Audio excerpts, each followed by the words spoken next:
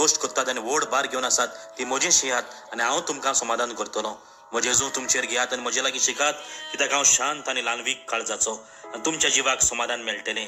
तर म्हजें जेजू सोंपें आनी हळू म्हजें ओजें. भयणानो, सगल्यांच्या जिवितांत कोश्ट, त्रास, हाटे वळवळे आसाच. आमकां आमचो दरेकल्याचो कुरीस व्हड लागता, आमकां आमचे कोश्ट व्हड दिसतात. पूण जेजू मुखार सगळे प्रश्न बारीक. जेजू केद्देय व्हडलें वादळ मोड थंड कोत्ता. म्हणटच आमी आमचे कोश्ट घेवन ह्या संवसारांत वेचे न्हय, जावं सिगरेटीन, सोऱ्यान, ड्रग्जान वा कुडीन.